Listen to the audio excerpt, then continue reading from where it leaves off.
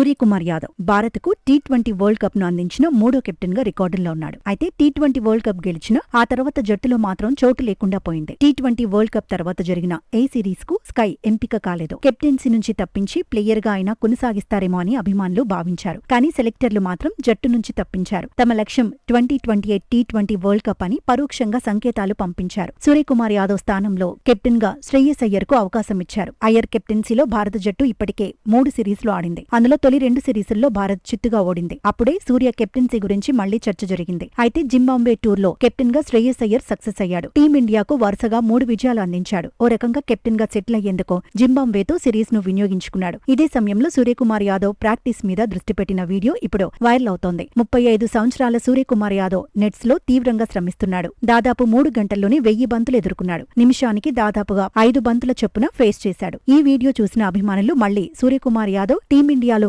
వచ్చేస్తాడా అని చర్చించుకుంటున్నారు. అయితే ఇప్పటికిప్పుడు భారత జట్టులో సూర్యకుమార్ యాదవ్ కు అవకాశాలైతే కనిపించడం లేదని ఎక్స్పర్ట్స్ అంటున్నారు. స్కై 3వ స్థానం లేదంటే 4వ స్థానంలో బ్యాటింగ్ చేస్తాడు. కానీ 3వ స్థానంలో ఇషాన్ కిషన్ సెట్ అయిపోయాడు. తనకు వచ్చిన అవకాశాలను వినియోగించుకుంటున్నాడు. 4వ స్థానంలో కెప్టెన్ శ్రేయస్ అయ్యర్ ఎలాగూ ఉన్నాడు. 4వ స్థానంలో అయ్యర్ కు మంచి రికార్డే ఉంది. ఆ తర్వాత 5వ స్థానంలోనూ అవకాశం లేదు. 5వ స్థానంలో తిలక్ వర్మ బ్యాటింగ్ చేస్తాడు. అంటే ఇప్పుడున్న జట్టును డిస్టర్బ్ చేసే అవకాశాలు కనిపించడం లేదు. దేశవాళీల్లో భారీగా పరుగులు సాధించి ఫిట్నెస్ నిరూపించుకుంటే సూర్యకు మళ్లీ అవకాశం ఏమైనా ఉంటుందా అనే చర్చ జరుగుతోంది. కానీ టీమిండియాలోకి రీ ఎంట్రీ అంత ఈజీ కాదని ఎక్స్పర్ట్స్ తేల్చి చెబుతున్నారు. నిజానికి కెప్టెన్ గా సూర్యకుమార్ యాదవ్ కు మంచి రికార్డుంది. కెప్టెన్ గా ఒక్క బయలేటరల్ సిరీస్ కూడా ఓడిపోలేదు. ఆసియా కప్ తో పాటు టీ20 వరల్డ్ కప్ ను అందుకున్నాడు. కానీ కెప్టెన్ అయ్యాక వ్యక్తిగత ప్రదర్శనే సరిగా లేదు. దీంతో జట్టుకు దూరం కాక తప్పలేదు.